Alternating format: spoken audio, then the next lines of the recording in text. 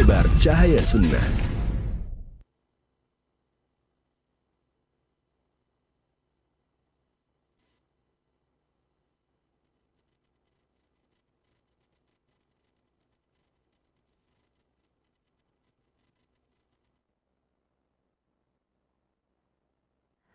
Assalamualaikum warahmatullahi wabarakatuh. Innal hamdalillah hamdan katsiran thayyiban mubarakan fihi kama yuhibbu rabbuna wa yarda. Asyhadu an la ilaha illallah wa la syarikalah wa asyhadu anna Muhammadan abduhu wa rasuluhu amma ba'du. Ikhwatul Islam azakumullah, sahabat roja dimanapun Anda berada, semoga Allah Subhanahu wa taala memberkahi kita semua. Alhamdulillah di kesempatan sore hari ini kita dapat bersua kembali dan kita akan ikuti bersama kajian ilmiah yang kami hadirkan secara langsung dari pembahasan rutin yang disampaikan oleh Al-Ustaz Abu Haidar As-Sundawi hafizahullahu taala dalam pembahasan nasihat bagi kitab Allah Subhanahu wa taala. Dilaksanakan di Masjid Agung Al-Ukhuwah, Jalan Wastu Kencana nomor 27 Kota Bandung. Dan alhamdulillah kami sudah terkoneksi dengan beliau. Bagi sahabat kerja sekalian yang ingin bertanya setelah pembahasan nanti, silahkan Anda bisa mengirimkan pertanyaan melalui layanan pesan WhatsApp ataupun bisa menghubungi kami secara langsung di layanan telepon di nomor 0218236543. Baik, kita akan simak bersama materi yang akan disampaikan. Kepada Ustaz kami persilakan, falyatafadhal mashkur. Bismillahirrahmanirrahim. Assalamualaikum warahmatullahi wabarakatuh. Alhamdulillah wassalatu wassalamu ala Rasulillah wa ala alihi wa ashabihi wa mawalah wa ba'd. Hadirin jamaah Masjid Agung Al-Ukhuwah Bandung, para pendengar Radio Tarbiyah Sunnah Bandung, pendengar Radio Roja di beberapa kota dan radio-radio lain, pemirsa Roja TV dan TV-TV lain, serta para netizen di mana saja Anda berada. Kembali kita berjumpa melanjutkan materi tentang agama ini adalah nasihat bagi 5 pihak. Pertama bagi Allah, kedua bagi kitab Allah, ketiga bagi Rasul, keempat bagi imam-imam kaum muslimin, dan terakhir bagi umumnya kaum muslimin.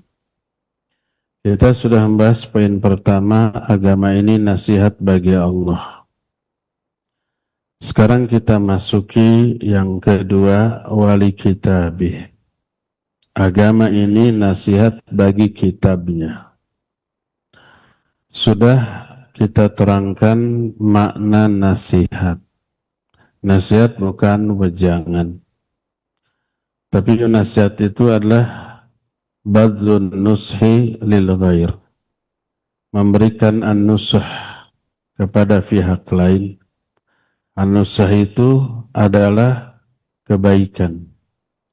Memberikan, melakukan kebaikan kepada pihak lain.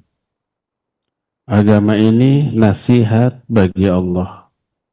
Mananya kita memberikan, melakukan kebaikan yang Allah cintai, yang Allah ridhai, berupa ibadah, ikhlas, dan poin-poin yang sudah kita terangkan di pertemuan yang lalu. Yang kedua, an-nasihatu li kitabih. Agama ini adalah nasihat bagi kitabnya, maknanya melakukan kebaikan kepada kitab ini, menunjukkan loyalitas yang tinggi kepada kitab ini. Berkata para ulama di antara Syekh Al-Utsaimin rahimahullahu ta'ala, wa hadha yashmulu kitab Allah alladhi nuzzila ala Muhammadin sallallahu alaihi wasallam walladhi unzila min qabl. Dan nasihat bagi kitab ini mencakup seluruh kitab Allah, baik yang diturunkan kepada Nabi Muhammad SAW ataupun yang diturunkan kepada sebelum beliau, kitab-kitab sebelumnya seperti Taurat, Zabur, dan juga Injil. Tapi wan nasihah lihadil kutub, nasihat kepada seluruh kitab Allah ini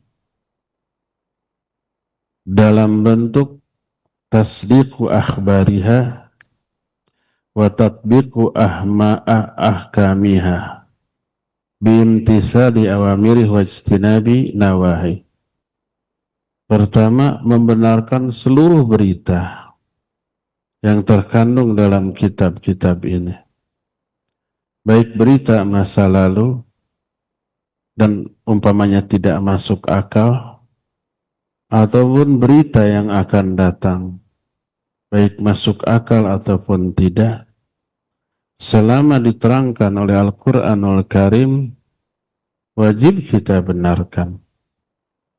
Seperti kisah-kisah masa lalu dalam Al-Quran ada dan tidak masuk akal. Bagaimana Nabi Ibrahim dibakar tapi tidak kepanasan. Bagaimana Nabi Musa membelah lautan. Bagaimana umpamanya kisah Ashabul Kahfi yang ditidurkan selama lebih dari 300 tahun. Itu kisah masa lalu. Tidak masuk akal. Tapi ini berita yang diinformasikan oleh Al-Quranul Karim, wajib untuk kita yakini. Atau berita yang akan datang tentang akan munculnya dabah dari muka bumi lalu bisa bicara kepada manusia. Itu diterangkan dalam Al-Quranul Karim tentang bagaimana nanti di akhirat manusia ditutup mulutnya, nggak bisa bicara, yang bicara tangannya, dagingnya, kulitnya, tulangnya. Tak ada penjelasan yang logis, tidak rasional, akal tidak bisa mencerna. Tapi ini diterangkan oleh Allah dalam Al-Quran, maka wajib dipercaya. Adapun kalau berita ini dari Quran, maka jelas wajib untuk kita yakini, karena Al-Quran itu diriwayatkan secara mutawatir dari zaman Nabi SAW sampai zaman kita sekarang, dan kelak akan diangkat, dihapus tulisannya di akhir zaman. Tapi nanti, adapun sekarang Al-Quran masih ada tulisannya, ucapannya keluar dari mulut-mulut para penghafal dan pembaca Al-Quran, bisa dibaca oleh anak kecil ataupun orang dewasa. Jelas loyalitas dan nasihat kita kepada Al-Quran gamblang nyata yang nanti rinciannya akan kita terangkan. Adapun kitab-kitab terdahulu seperti Zabur, Taurat, dan Injil, itu sudah dirubah, ditambah ataupun dikurang. Dan kita tidak bisa memastikan tambahannya mana, perubahannya bagaimana, yang aslinya yang mana. Dan kitab-kitab tersebut diturunkan kepada para nabi di zaman itu hanya untuk kaumnya, bukan untuk seluruh manusia yang hidup di zaman ribuan tahun setelahnya atau di tempat yang puluhan ribu kilometer jaraknya. Tidak, hanya untuk kaumnya saja.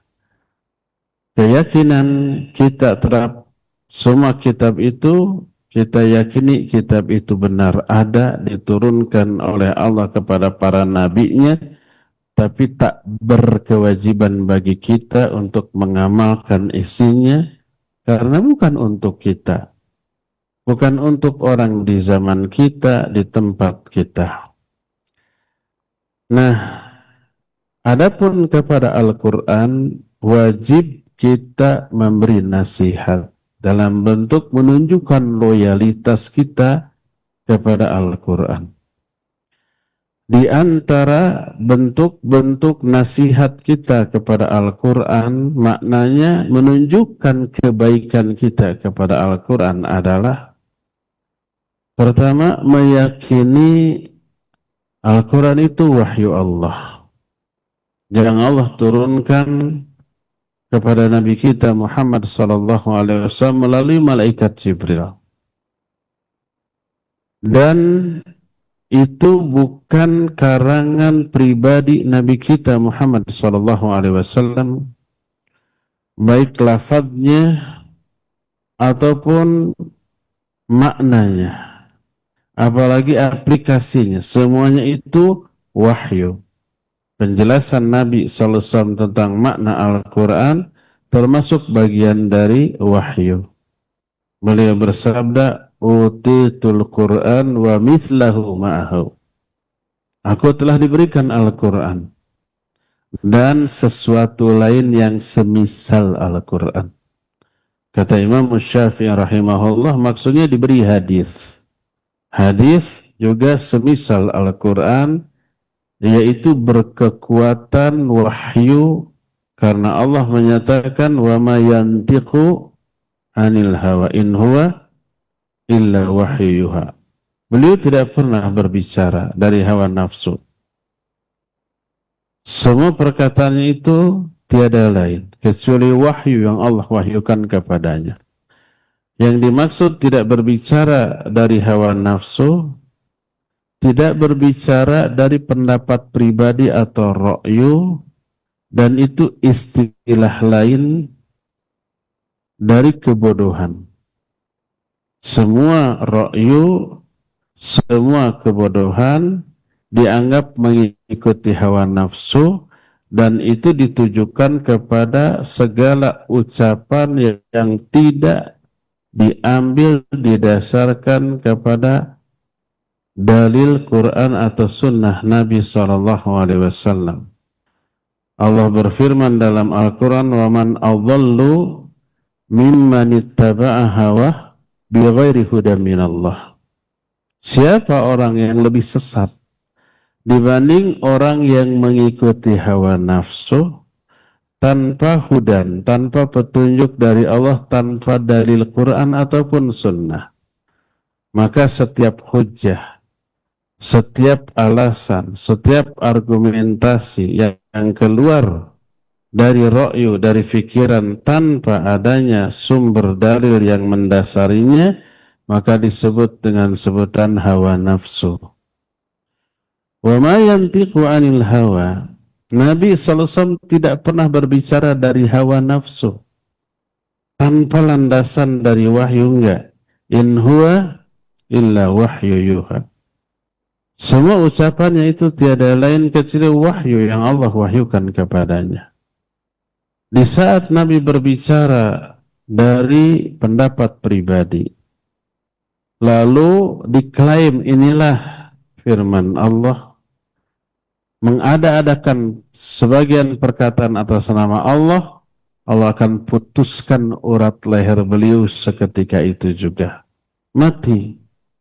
Al-Haqqah ayat 44 sampai 48 menyatakan, walau taqawwala alaina ba'dal aqawil la akhadna minhu bil yamin thumma laqata'na minhu al-watin fama minkum min ahadin anhu hajizin.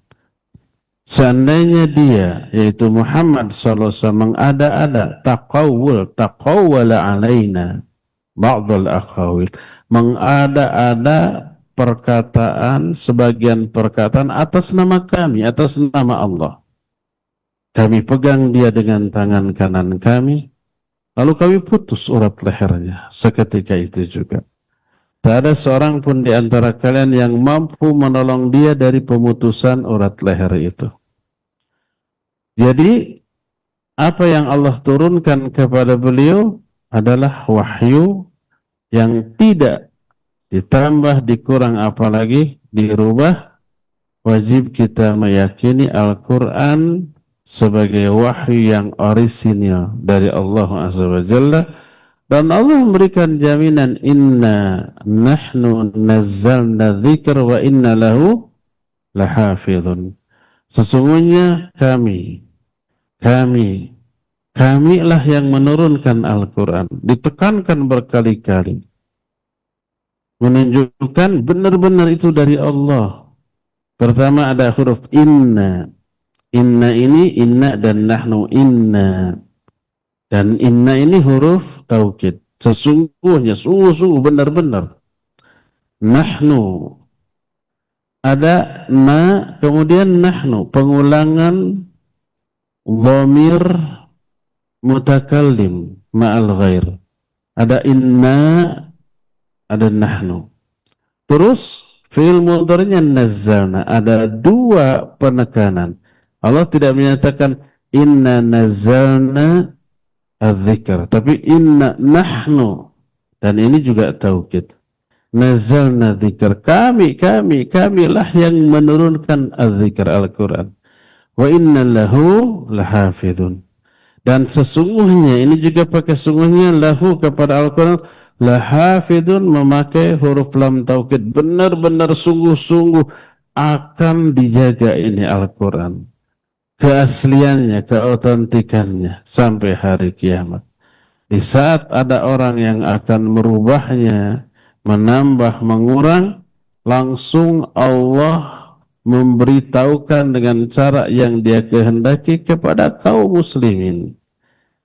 Gimana aja caranya, tiba-tiba terungkap ada yang akan memalsu Quran, akan merubah, menambah, mengurangi, walau satu huruf akan terketahui. Lalu bergeraklah kaum muslimin, ya. Jadi wajib diyakini Al-Quran adalah asli dan wahyu dari Allah Azza wa Jalla yang tidak akan bisa dirubah, ditambah ataupun dikurang. Ini nasihat pertama.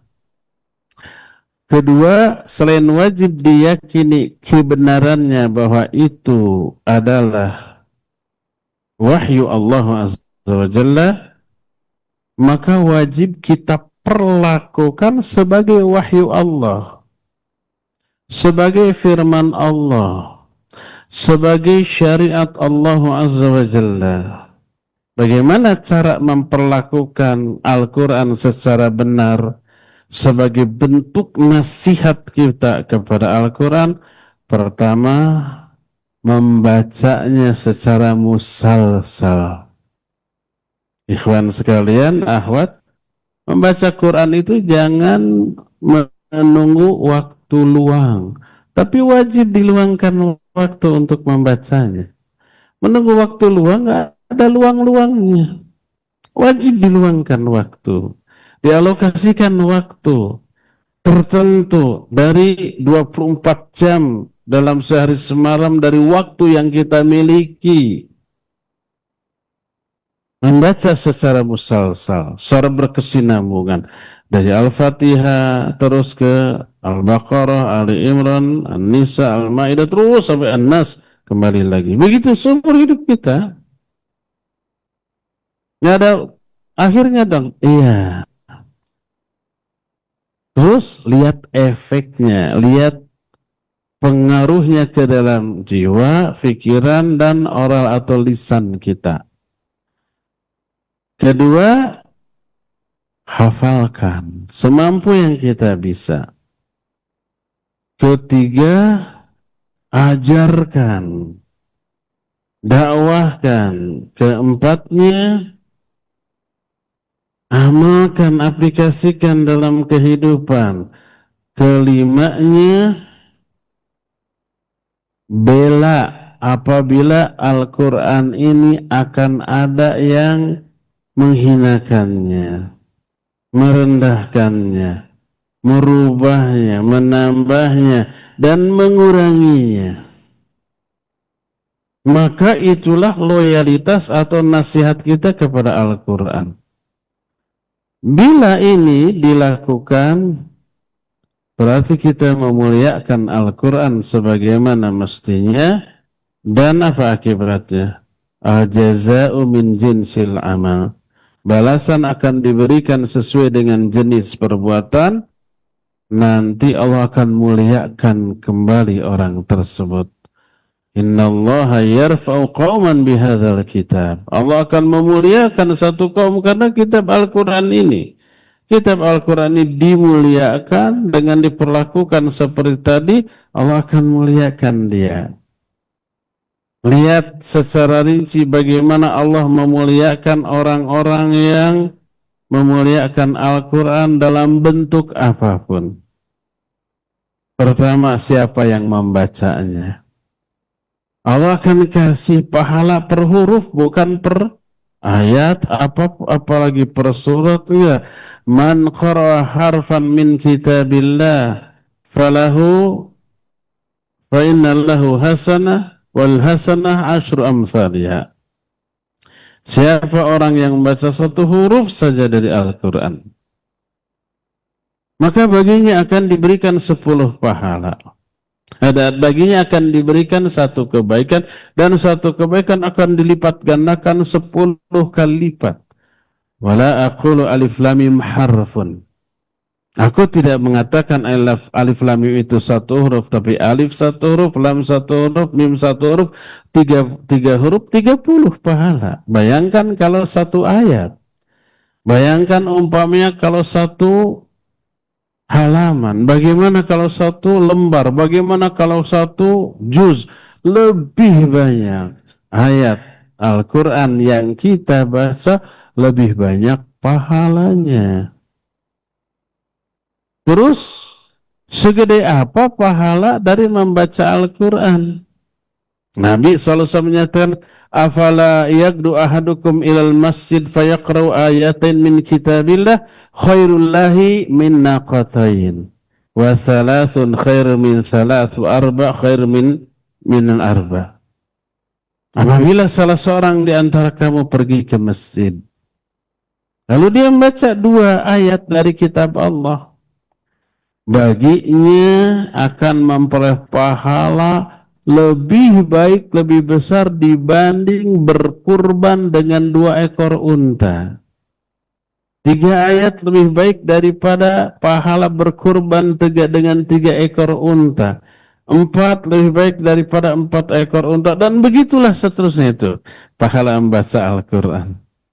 Kalau kita umpamanya berkurban dengan 1 ekor unta, dan unta adalah yang paling afdol, yang paling gede pahalanya. Kalau ditanya, lebih baik berkurban dengan kambing, dengan sapi, atau dengan unta? Pertama unta, yang kedua sapi, yang ketiga baru kambing. Berdasarkan hadis bahwa orang yang datang ke masjid di hari Jumat yang pertama kali untuk sholat Jumat, pahalanya sama dengan berkurban seekor unta besar.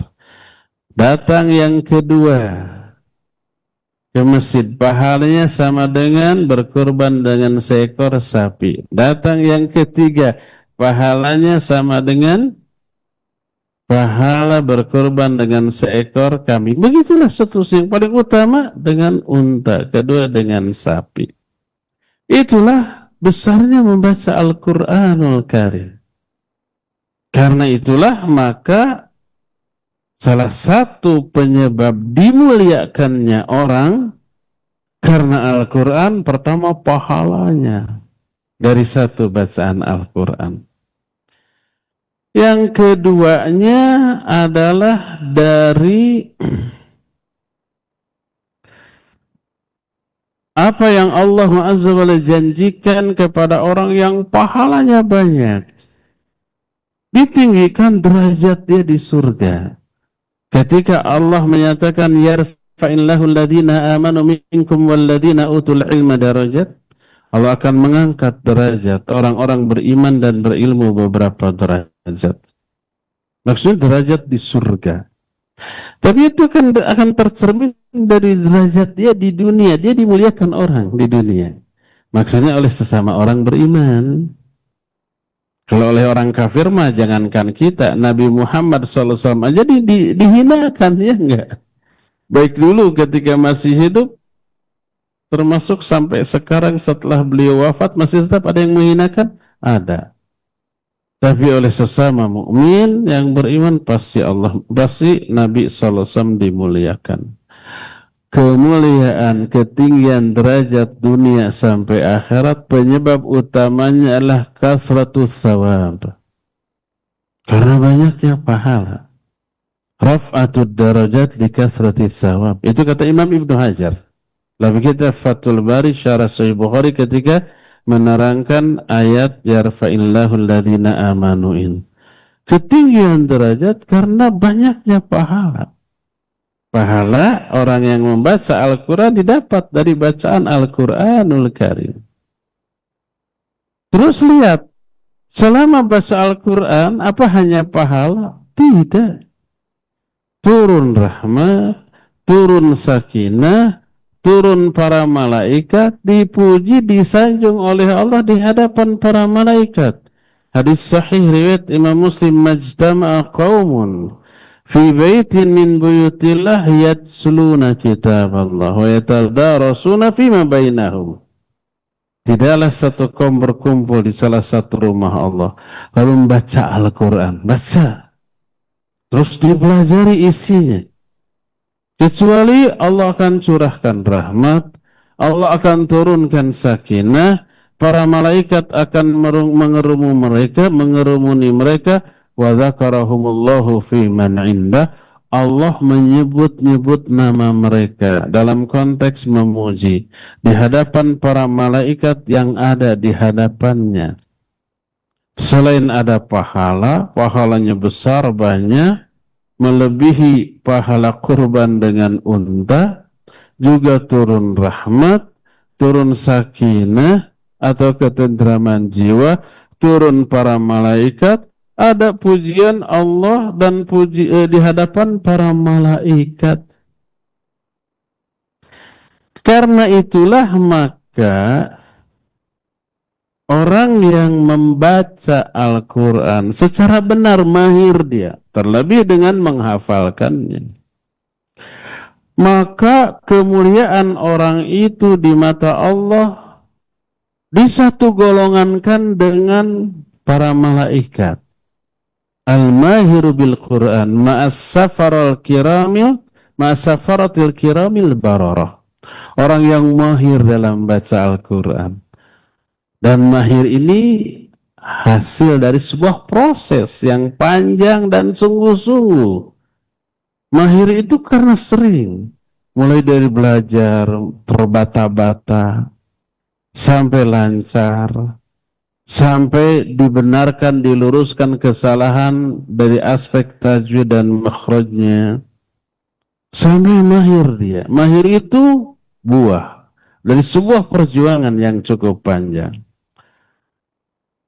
Kata Nabi SAW, al-mahiru bil Quran ma'as safaratil kiramil barar, akan disatu golongankan dengan as-safarah al-kiram al-bararah. Ini sebutan bagi para malaikat yang mulia.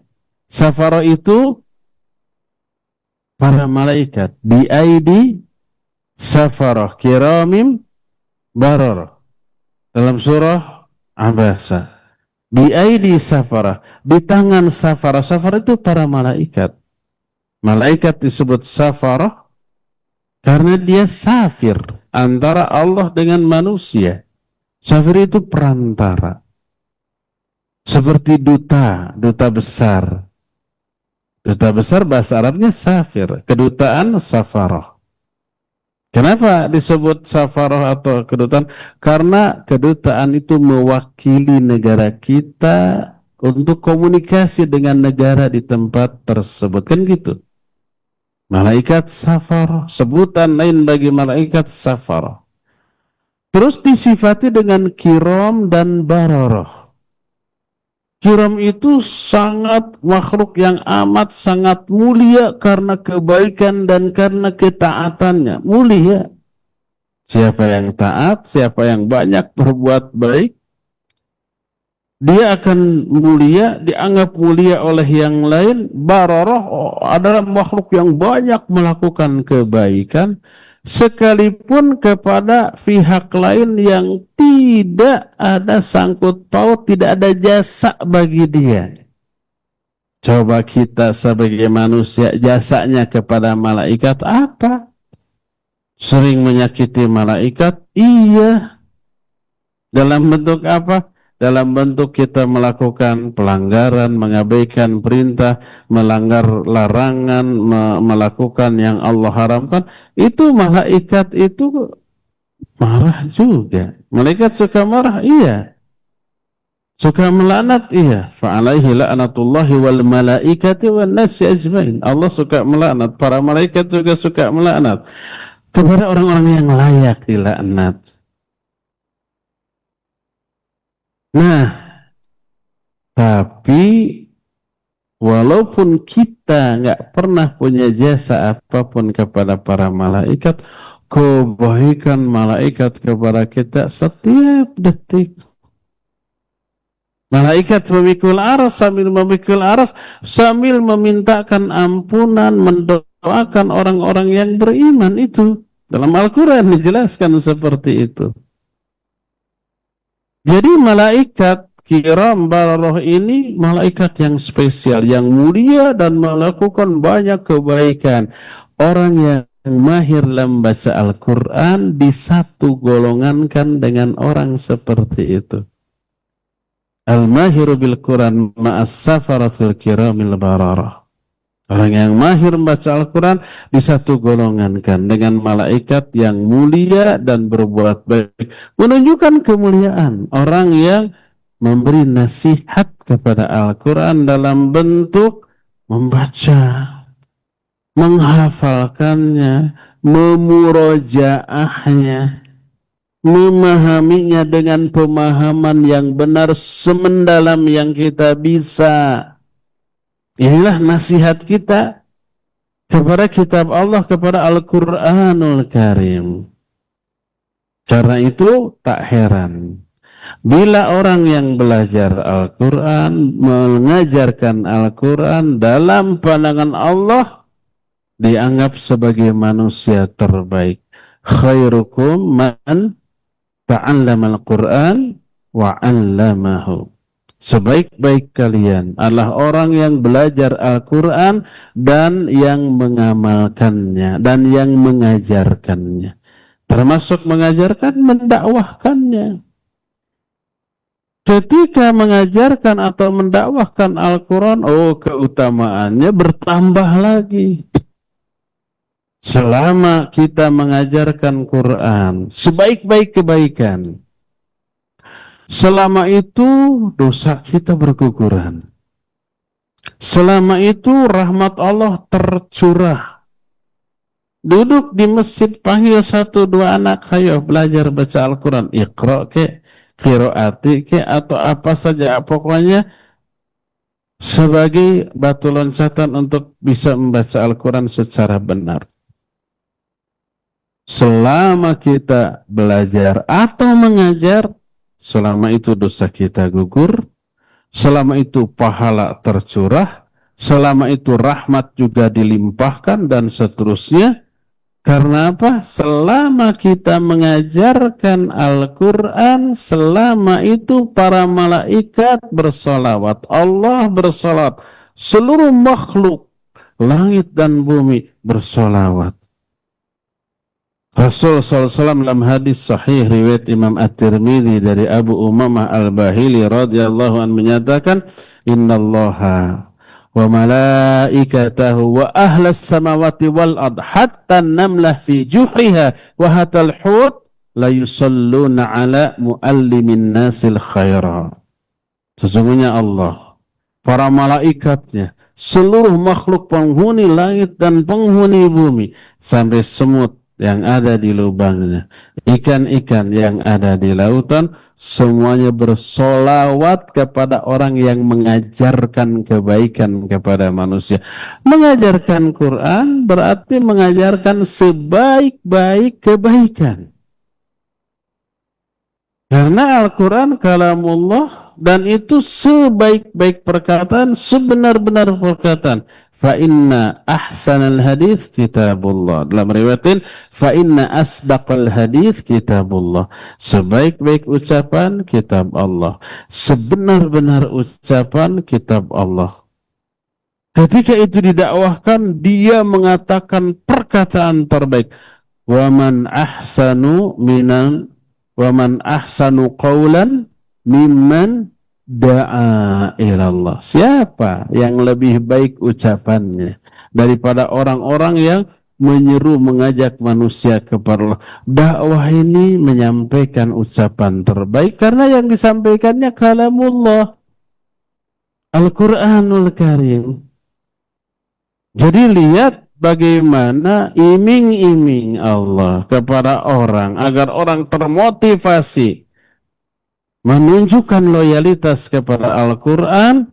Lihat bagaimana Allah memuliakan orang itu, menganggap manusia terbaik, diberikan rahmat, ampunan, pahala, salawat dari para malaikat, bahkan seluruh makhluk, diberikan sakinah, ditingkatkan imannya, dan dibersihkan hatinya. Dari apa? Dari noda-noda, kotoran-kotoran, racun-racun hati yang membuat hati terkontaminasi dengan penyakit atau menjadi keras. Itu semuanya diluluhkan, diobati, diperbaiki oleh Al-Quran, baik bacaan kita ataupun hafalan kita ataupun dakwah tentang Al-Quran yang kita lakukan. Dalam hadis sahih riwayat Imam Muslim, Rasul sallallahu alaihi wasallam bersabda, "Iqra wartaqi warattil kama kunta turattilu fid dunya. Fa inna manzilataka inda akhiri ayatin taqra'uha." Baca Al-Quran ini oleh kamu. Lalu wartaqi, naiklah kamu, meningkatlah kamu. Warattil, tartilah kamu. Sebagaimana kamu membaca Al-Quran di dunia secara tartil, karena kedudukanmu adalah di akhir ayat yang kamu baca. Apa makna ayat hadis ini? Hadis ini menyuruh kita membaca Al-Quran.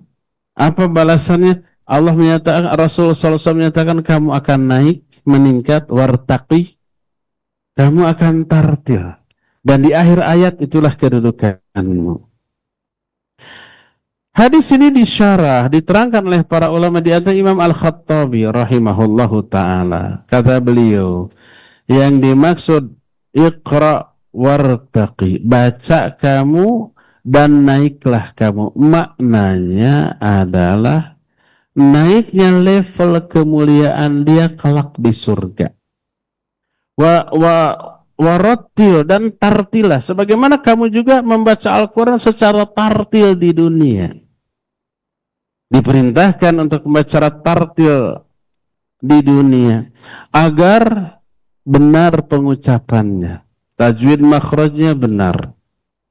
Agar juga bisa dihayati maknanya. Kadang-kadang kalau terlalu cepat, maka maknanya bisa-bisa luput. Ada sebagian yang kelewat. Makanya tartil. Dalam rangka untuk menunjang kekhusyuan selama membaca. Nah, manzilataka, kedudukanmu di surga adalah inda akhiri ayatin taqra'uha, di akhir ayat yang kamu baca. Maknanya ini berkaitan dengan para penghafal Al-Quran. Orang yang membaca atau menghafalkan satu juz, maka dia naik ke satu level di level surga. Lalu ditambah lagi. Nambah dia 2 juz, dia naik lagi terus. Semakin banyak juz yang dia hafal, semakin tinggi tingkatan surga yang bisa dia raih dengan hal tersebut. Sehingga yang tertinggi adalah yang menghafalkan seluruh ayat Al-Quran 30 juz. Tapi beliau menyatakan semua itu wajib diniatkan liwajhillahil karim, untuk meraih wajah Allah yang mulia. Lillahi ta'ala, ikhlas hanya ingin memperoleh apa-apa yang ada di sisi Allah, bukan untuk meraih keuntungan dunia. Kalau menghafal Quran untuk mengejar keuntungan dunia, baik ingin kekayaan, harta, atau ingin sanjungan, pujian, apresiasi, pengakuan dari orang, ujung-ujungnya nanti dibayar-bayar juga, atau kedudukan atau pangkat, pokoknya ingin dunia dengan menghafal Al-Quran, maka semua yang Allah janjikan Allah cancel. Nggak akan ada pahala, nggak akan ada ampunan, tidak akan ada lagi rahmat dari Allah, karena untuk dunia rusak. Maka tak heran kalau semua yang Allah janjikan tidak dia dapatkan, hatinya tidak tenang, tidak tentram, dosanya juga utuh. Lalu dia tidak memperoleh apa-apa dari usaha menghafal Quran. Lalu berkesimpulan, menghafal Al-Quran itu sebuah kesia-siaan. Menghafal Al-Quran itu tidak ada manfaatnya. Tak heran kalau ada orang yang sudah hafal Quran lalu murtad. Apa yang salah? Bukan Qurannya yang salah. Seperti orang memakan makanan yang enak, bergizi, sehat, luar biasa. Pas orang itu makan muntah. Bukan makanan yang salah. Mungkin ada penyakit. Mungkin dia ada asam lambung. Mungkin dia lagi terkena tifus. Kalau orang yang tifus atau gejala tifus kan mencium bau makanan yang enak pun terasa apa? Mual, ya enggak? Begitu lep masuk lagi. Bukan makanannya yang salah. Di dalam diri orang itu ada penyakit. Orang belajar Quran, membaca Al-Quran, menghafalkan Quran, murtad. Pasti ada sesuatu, niat, lihat niatnya. Orang yang meniatkan menghafal Quran untuk dunia, ya pastilah kecewa. Lalu berkesimpulan, nggak ada manfaatnya untuk menghafal Al-Quran. Jangankan itu, orang habis haji, orang habis umroh, pulangnya murtad. Ngapain aja selama di sananya coba. Niat haji, niat umrohnya apa? Kalau niatnya untuk dunia, biar disebut Pak Haji. Biar disebut, wah hebat sudah ke sana. Biar disebut, wah banyak uang itu sekian ratus juta. Sampai di sana menderita, berdesak-desakan, lelah, capek. Daripada tawaf berdesak-desakan, daripada saya udah ngadem aja di hotel, pulangnya haji dan umroh nggak ada manfaat, nggak ada pengaruhnya, lalu murtad. Nggak heran karena niatnya dijamin di sana juga nggak akan benar. Jadi semua ibadah-ibadah yang agung tapi diniatkan untuk dunia, dijamin dia kecewa. Dijamin dia akan mengalami kehampaan dan kekosongan dalam jiwanya. Tak heran ada orang setelah melakukan ibadah lalu murtad. Setelah umroh, setelah haji murtad. Menghafal Al-Quran murtad. Setelah tahajud, setelah saum sekian lama lalu murtad. Tak heran karena niat yang keliru dan yang salah, ya. Jadi perlakukan Al-Quran dengan seluruh perlakuan yang tadi dijelaskan, diyakini kebenarannya, difahami dengan pemahaman yang benar, dibaca terus-menerus, dihafalkan, dijaga hafalannya, diulang berkali-kali, dimurojaah, lalu diajarkan, lalu diamalkan, lalu dibela bila ada orang yang akan menghinakannya. Itulah cara kita memberi nasihat kepada Al-Quran, dan itulah cara kita memuliakan Al-Quranul Karim. Allah akan muliakan dengan syarat niatnya ikhlas karena Allah, bukan karena dunia. Kalau karena dunia, orang munafik banyak yang hafal Al-Quran. Nabi SAW menyatakan, aktsaru munafiqi ummati qurra'uha.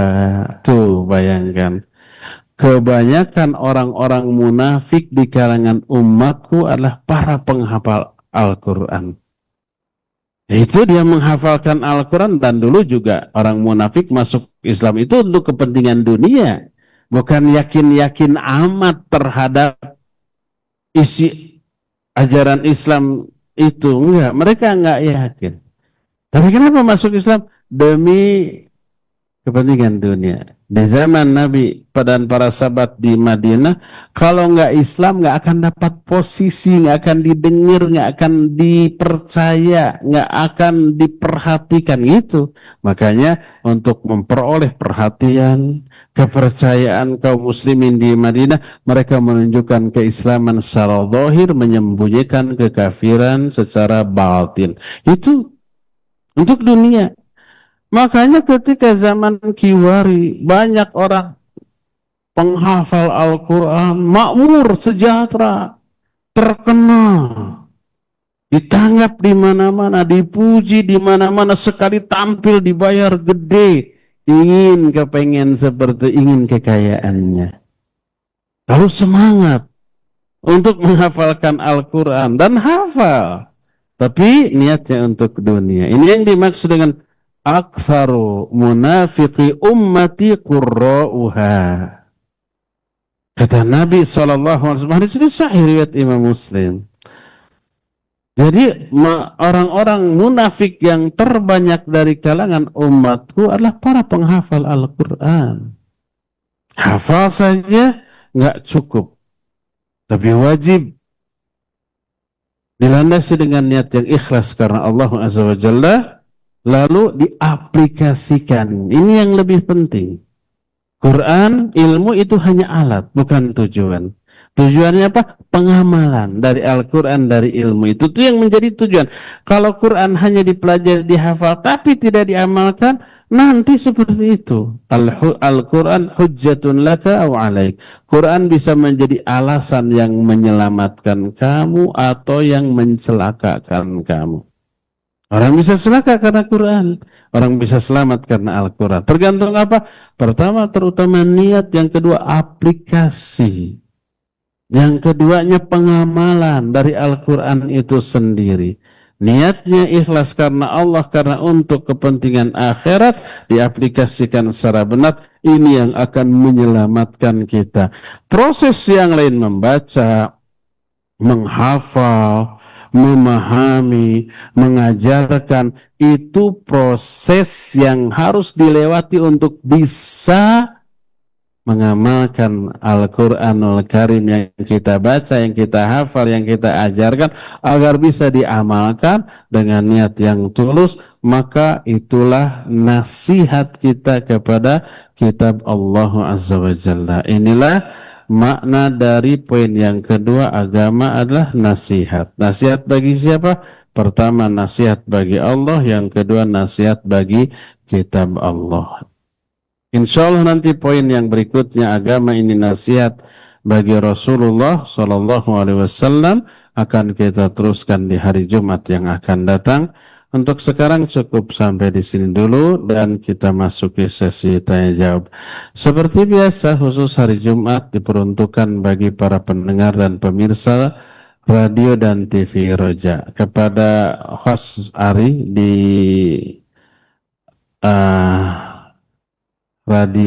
studio Radio Roja Cilengsi dipersilakan untuk memandu tanya jawab dengan pendengar dan pemirsa. Tafadhol.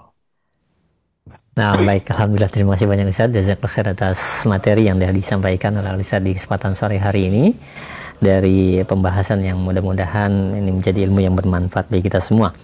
Baik, untuk selanjutnya kami buka sesi interaktif, sesi tanya jawab. Silahkan bagi Anda sekalian, sahabat Roja yang ingin bertanya perihal pembahasan ini, Anda bisa mengirimkan pertanyaan melalui layanan pesan WhatsApp di nomor 0218236543, atau juga bisa menghubungi kami secara langsung di layanan telepon, ya di 0218236543. Nah, Ustadz, ada pertanyaan pertama kami ajukan terlebih dahulu di layanan pesan WhatsApp. Assalamualaikum warahmatullahi wabarakatuh. Ya Ustadz, bagaimana dengan sumpah yang sering kita saksikan, di mana sumpah tersebut diletakkan tangan di atas Al-Quran? Apakah hal tersebut sudah sesuai dengan syariat, Ustadz? Mohon jawaban dan penjelasannya. Baik, barakallahu fiik. Sumpah adalah salah satu di antara jenis ibadah. bahkan refleksi dari tauhid kita kepada Allah Azza wa Jalla. Karena itulah maka tidak boleh bersumpah kecuali dengan menyebut nama Allah Azza wa Jalla. Siapa yang bersumpah dengan menyebut nama selain Allah, dia telah kufur atau syirik. Bukan kata saya, oh mengkafirkan, memusyrikan. Bukan kata saya. Nabi SAW yang mengatakan begitu, man halafa bi ghairillah faqad kafara. Siapa orang yang bersumpah dengan menyebut nama selain Allah, sungguh dia telah kufur, au asyraka atau telah musyrik. Karena sumpah itu refleksi dari tauhid. Mentauhidkan Allah dalam bentuk bersumpah. Di mana letak syiriknya orang yang bersumpah dengan menyebut nama Allah? Letak syiriknya adalah pengagungan kepada nama yang disebut dalam sumpahnya. Sebab makna sumpah itu adalah ta'kidus syai' bidzikril mu'azzami indal halif. Sumpah itu adalah menguatkan sesuatu dengan menyebut nama yang diagungkan oleh orang yang bersumpah. Dalam sumpah terkandung pengagungan kepada nama yang dia sebut dalam sumpah. Bagi seorang muslim yang diagungkan satu-satunya hanya Allah. Makanya Allah yang sangat super agung, kita pakai taruhan untuk menguatkan kebenaran dari perkataan kita. Betul kamu kemarin begini? Betul, demi Allah. Tuh. Di dalamnya ada pengagungan kepada siapa? Kepada Allah. Yang disebut nama sumpah. Yang disebut namanya dalam sumpah itu. Makanya sumpah adalah pengagungan. Ya. Makanya siapa yang bersumpah dengan menyebut nama selain Allah atau menyebut nama selain Allah bersamaan dengan nama Allah, dia sudah menyekutukan Allah dalam hal pengagungan. Makanya tidak boleh kita bersumpah demi Allah, demi Rasulullah. Tidak boleh. Karena menyamakan pengagungan kita kepada Allah dengan kepada Rasul. Salsam dengan kadar pengagungan yang sama. Rasulullah memang makhluk yang agung, tapi tidak boleh disamakan dengan kedudukan keagungan Allah Azza wa Jalla. Keagungan Allah adalah bentuk penyembahan kita kepada Dia. Kalau pengagungan kepada sesama makhluk, ihtiram, hanya menghormati, bukan penyembahan, bukan peribadatan. Ya. Jadi dalam Islam, sumpah yang benar pertama hanya menyebut demi Allah saja. Tanpa saja, demi Allah, sudah. Kedua, tidak ada tambahan ritual lain. Seperti umpamanya dengan mengangkat Al-Quran di atas kepala orang yang sumpah. Nggak ada dalilnya sama sekali. Dari Quran atau hadis yang sahih. Atau dengan meletakkan tangan di atas Quran. Ini malah dipermasalahkan. Karena apa? Salah satu di antara bentuk pengagungan kita kepada Al-Quran adalah tidak boleh meletakkan sesuatu di atas mushaf Al-Quran. Letakkan yang lain di bawah mushaf Al-Quran. Itu salah satu di antara pengagungan. Ini tangan kita di atas Al-Quranul Karim. Kata orang Sunda, belegug. Tidak sopan seperti itu ya. Apalagi tidak ada di dalam syariatnya. Cukup dengan menyatakan wallahi, demi Allah. Hanya itu saja dan tak ada ritual lain atau amalan lain yang ditambah-tambahkan atas nama agama. Baik dengan mengangkat Al-Quran di atas kepala orang-orang bersumpah atau dengan menyimpan telapak tangan orang yang bersumpah di atas mushaf Al-Quran, maka itu bukanlah bagian dari agama ini. Wallahu a'lam. Silakan lagi. Nah, baik, alhamdulillah, terima kasih banyak Ustaz, jazakallahu khair atas jawaban dan penjelasannya, insyaallah. Yang kedua, masih kami ajukan pertanyaan di layanan pesan WhatsApp Ustaz. Ada pertanyaan dari Bapak Sujanto. Assalamualaikum warahmatullahi wabarakatuh. Ya Ustadz, mau izin bertanya bagaimana caranya kita bertobat dari dosa zina, yang dimana kita terkadang sering bertobat namun juga kadang terjerumus kembali Ustadz. Telah melakukan banyak amalan-amalan supaya tidak terjerumus seperti puasa sunnah, salat 5 waktu berjamaah, tapi kadang terjatuh juga kepada syahwat. Nah, sebentar.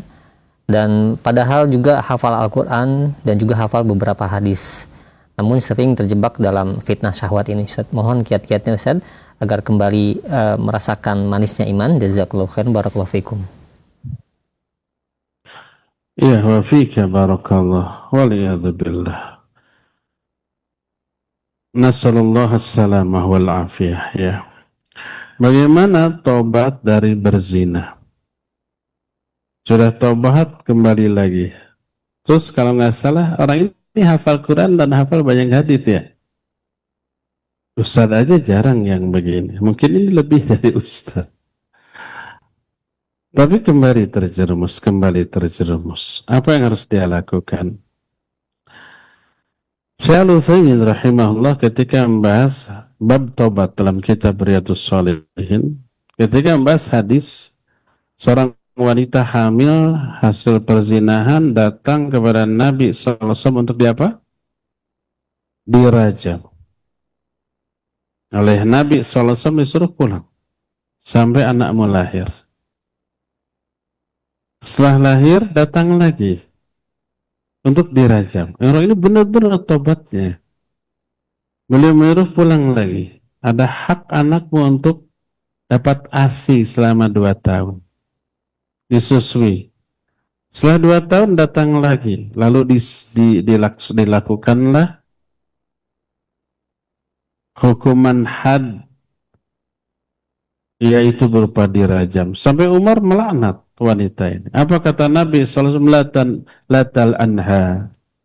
Jangan kamu laknat, karena sungguh dia sudah tobat. Seandainya tobat ini dibagikan kepada 70 penduduk Madinah, niscaya itu akan mencukupi.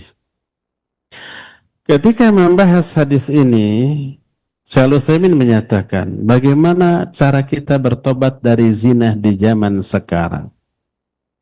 Padahal kasusnya umpamanya terjadi di negara Islam yang memberlakukan hukum rajam seperti Saudi. Apakah dia harus wajib datang ke hakim untuk diminta diberlakukannya hukum rajam? Beliau menyatakan begini, hendaklah dia bertobat sendirian. Rahasiakan dosa zinahnya hanya antara dia dengan Allah. Tak ada yang lain yang tahu, dengan pasangan zinahnya tentu saja ya. Tobat, berhenti, menyesal, bertekad tidak kembali dan dibuktikan. Apa yang membuat dia kemarin terjerumus dalam perzinahan, hindari. Kalau umpamanya dia hasil gaul dengan kawan-kawan yang menyeret dia, jauhi, tinggalkan mereka. Ganti bergaul dengan kawan-kawan yang saleh. Atau kalau sekarang tidak gaul, tapi melalui media sosial, ada aplikasi untuk mencari wanita-wanita yang bisa dibayar. Cepat blok itu, cepat hapus aplikasi itu. Jangan buka-buka lagi. Ini hijrah lingkungan, circle. Hijrah pertemanan. Jauhi teman-teman yang seperti itu. Blok nomor-nomornya ya. Nah, apakah dia harus ke hakim untuk dirajam? Tergantung. Kalau dia bisa bertobat dengan tobat sebenarnya tanpa akan kembali, cukup lakukan itu. Kecuali kalau dia yakin kalau saya nggak dirajam, saya akan balik lagi. Karena lingkungan susah untuk ditinggalkan, nggak bisa pindah gitu. Iman lemah, sehari-hari gaul sama begitu, dan kesempatan itu terbuka. Kalau umpamanya tidak dirajam, dia akan kembali. Kemungkinan besar begitu. Silakan dia datang ke hakim untuk dirajam. Itu kalau di mana kalau hidup di negara yang memberlakukan hukum rajam. Nah sekarang kalau hidup di negara yang tidak ada hukum rajam seperti di Indonesia, lingkungan sangat memungkinkan mudah untuk melakukan atau terjerumus dalam perzinahan. Lalu dia ingin tobat. Datang ke polisi, tolong rajam. Dirajam enggak? Ya enggak, tidak boleh. Polisi enggak mungkin. Datang ke ustadz, tolong ustadz rajam. Dirajam? Enggak boleh ustadz merajam. Itu ranahnya ulil amri. Kalau ustadz merajam, ya pertama dosa, karena bukan wewenangnya. Yang kedua, bisa ditangkap oleh polisi ya. Kalau di Indonesia kita merajam orang, bisa kena jeratan hukum pidana. Pergi ke Saudi, datang ke polisi, ke hakim, saya di Indonesia berzina, tolong rajam. Dirajam? Enggak, dideportasi, pulang kamu ngari wae. Apa yang harus dilakukan? Maka semaksimal yang dia bisa bertobat, berhenti, menyesal, terus bertekad tidak mengulang kembali, hijrah pergaulan, dari pergaulan yang buruk ke pergaulan yang baik. Cari circle habitat yang baik agar kita terkondisi, teringatkan. Banyak menghadiri kajian-kajian.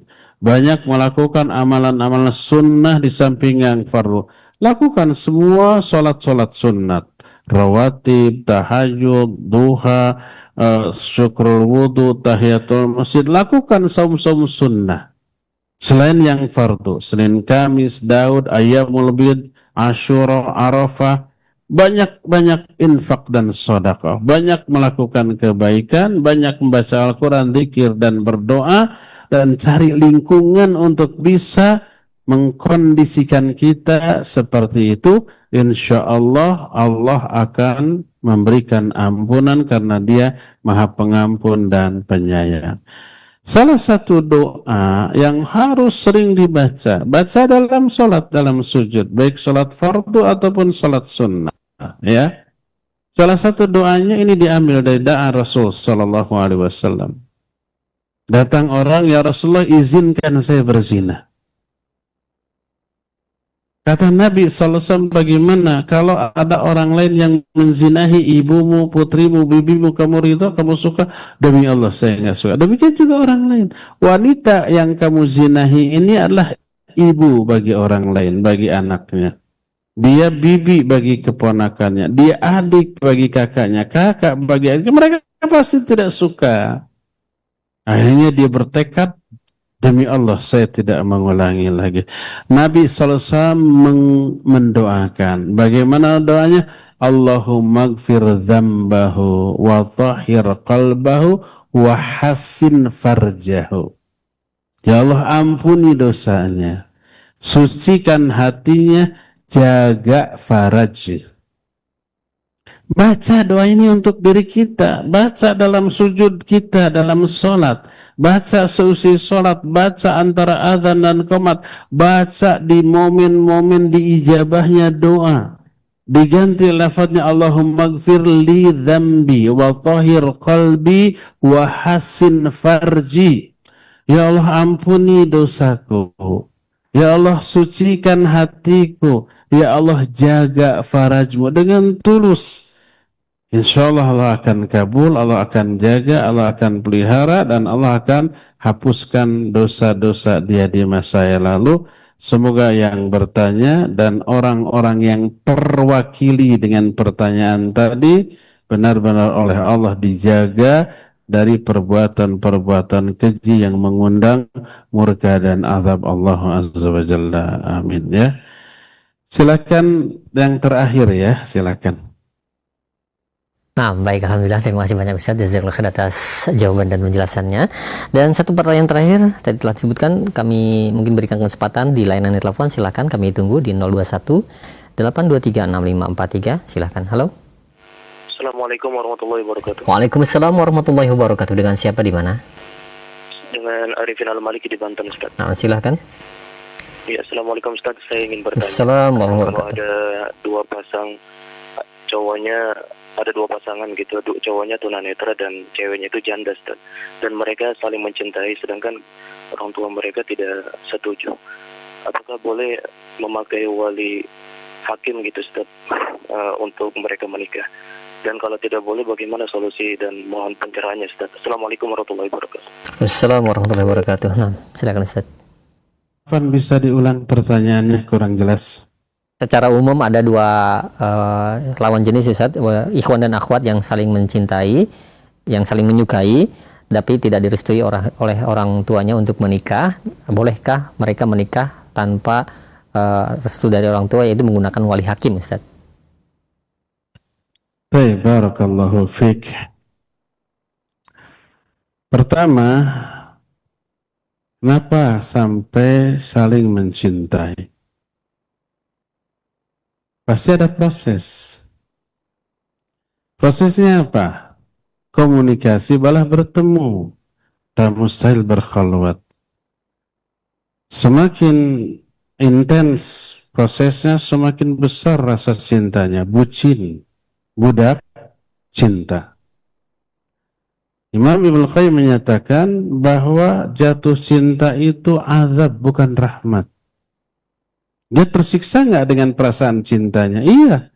Kangen, ingin ketemu, kurang konsentrasi, makan nggak enak, tidur nggak nyenyak, kan gitu ya.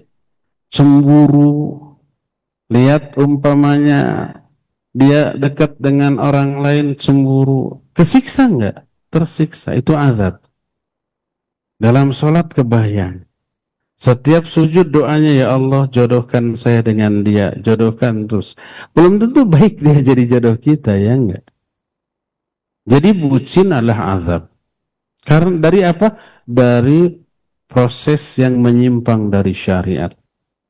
Dari berdua-dua, dari komunikasi yang intens yang sampai kepada ranah pribadi, dari tatapan mata, apalagi bersentuhan pagegeye, makin itu dilakukan makin bucin dia. Akhirnya ingin menyatu. Orang tua tidak merestui. Seolah-olah cinta mereka itu jauh lebih bernilai daripada birrul walidain. Kalau maksa nikah tanpa sepengetahuan orang tua, murka, tersakiti orang tuanya. Ibunya merasakan kesakitan yang sangat parah ketika mengandung dan melahirkannya.